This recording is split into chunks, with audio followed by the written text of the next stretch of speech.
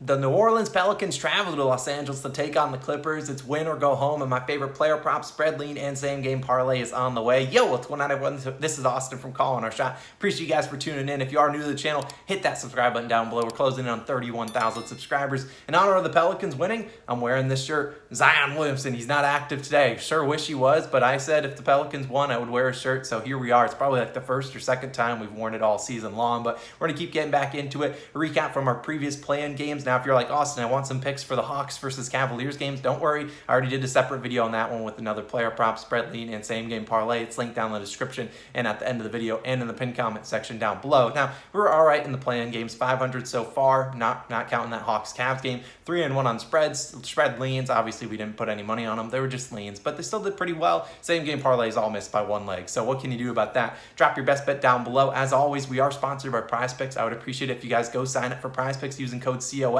or the link in the description. You get a free 100% deposit match up to $100. So you deposit $100 using code COS. You get a free $100 to throw on some player prop parlays, and they're doing a really cool bonus offer right now with Joel Embiid. If he scores over 0.5 points and you pair it with another prop, you got what, plus 200 value on that parlay. So they're basically giving you a free square, a free leg in any parlay that you place. I think the max is to put $20 on it, but hey, $20 can go a long way if you do a 4 or 5 leg parlay. So definitely check it out. It's a really cool one. Links in the description. Use code COS or the link in the description. We certainly would appreciate it. That 100% deposit match. Not a bad gig. Now, either way, we appreciate all our COS All-Stars out there as well. We can't do it without you guys. That's our YouTube membership. You get the plays early, and you get a lot of other things. So we appreciate all those All-Stars out there. Thank you guys again for supporting the channel. If you want to support us, click the join button on the channel or the link in the description. Our newest All-Stars, Ethan and Cordell. Thank you guys again so much for supporting us. You guys are the real MVPs. So are all the other COS All-Stars out there. We thank you guys so much. Now, let's hop into my favorite player prop for this one.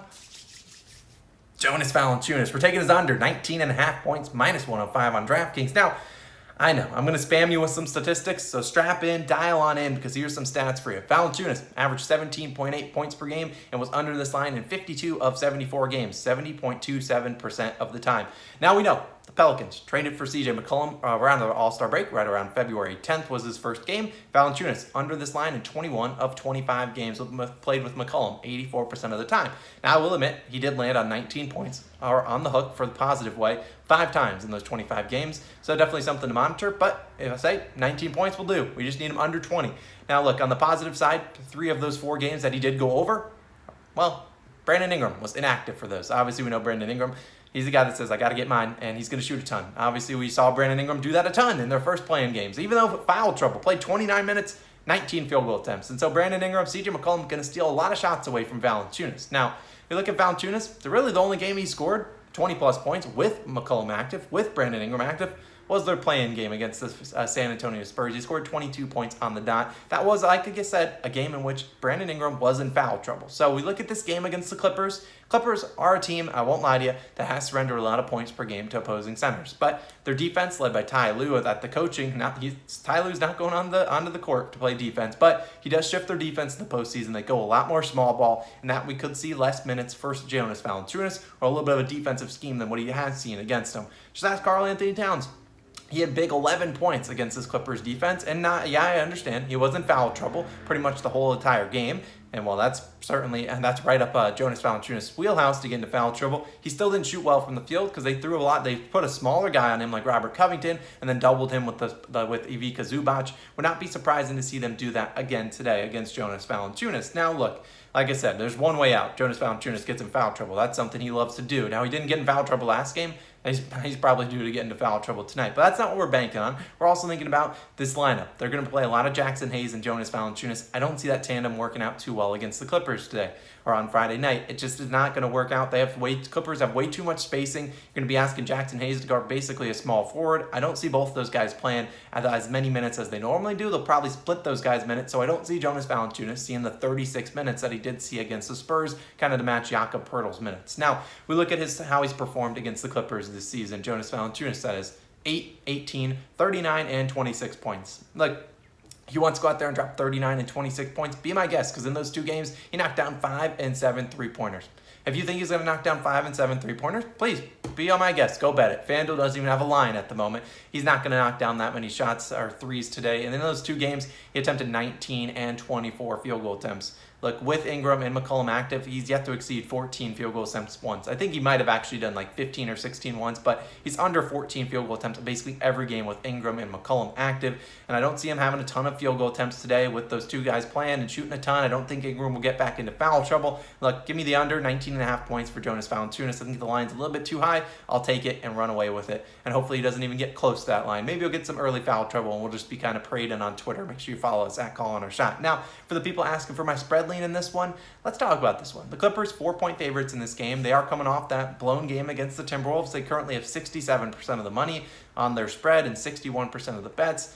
I'm going to go away from the public in this one, and I'm going with the Pelicans plus the 4 points. Look, this is the lean, so I'm not going to have any money on it. I just want to give you my thoughts on this game. Look, the Clippers had their chance. They did. They could have put away the Timberwolves. They were up 10 in the fourth quarter. That was with Karl-Anthony Towns, a complete no-show. Karl-Anthony Towns was useless that game. And then they got beasted and feasted on by D'Lo and Anthony Edwards. And sure, the Pelicans, you have that dynamic duo with Ingram and obviously McCollum, but I think the Pelicans are very underrated. I understand they're on the road, but look, everyone wants the Clippers. They think they should easily win. They got all these shooters. They got Paul George. They got Ty Lue with a lot of experience.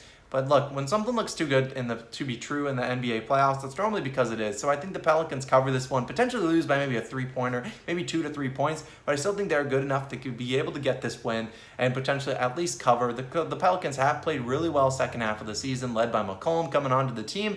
And look, I think with Ingram active, all these guys, I think they got a chance today. I'm not saying that I'm not going to necessarily go out and say they'll win it, but I think they got a chance to cover the plus 4 points, potentially win it outright. They're my spread lean. Do whatever you want with it. Obviously, if you're all in on the Clippers train, go for it. I support you. Now, either way, let's move on to my same game parlay, and we got a spicy one. We had a good one. You should check out the one in the Hawks-Cavs game. That one's an interesting one. But here's what I got for this one. We got McCollum, Ingram, and Paul George. 20-plus points, 4-plus assists for all three guys, plus 260 on FanDuel. Now, look, I understand it's 6 legs, plus 260, not the greatest value, but I think we got a good chance of hitting all these with pretty much a lot of ease. Now, McCollum, 4-plus assists in every game as a Pelican that he played more than 6 minutes. I think the last game of the season, he didn't play a lot of minutes. Look, I'm not going to count that game. He had 4-plus assists in every game as a Pelican. Brandon Ingram, 4-plus assists in 14 straight games. It's McCollum and Ingram running the show. They're going to be the only guys really passing the ball on this team. Paul George, 4-plus assists in every single game since he's returned. Another guy that's going to have the ball in his hands a ton. We'll have Herb Jones harassing him.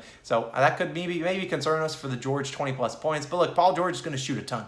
CJ McCollum, shooting a ton. Brandon Ingram, shooting a ton. A win-or-go-home game. You can't afford to lose this one. All these guys are going to be shooting the ball a lot and also have the ball in their hands a ton. Asking for 20-plus points and 4-plus assists from all three guys. Might seem like a lot, but I think all three can get it done. That's why I'm taking it. Odd plus 260. Not the greatest value. Our value in the Hawks-Cavs game is plus 855, but I think this has a good chance of hitting. Pretty safe. I don't love adding, the 10 legs of minus 500. I feel like everything's bound to go wrong, but we're just asking for 3 guys to hit their normal stats, and I think both of them can get it done. So that's my same game parlay. My official play for this one will be obviously Jonas Valanciunas under 19.5 points. Let me know your best bet down below in the description. If you want to become a COS All-Star, do that. If you want to sign up for PrizePicks, click that link in the description or use code COS. We appreciate you guys. As always, check out that Hawks-Cavs game bouncing up on the screen, and we'll see you guys in the next one. Peace out.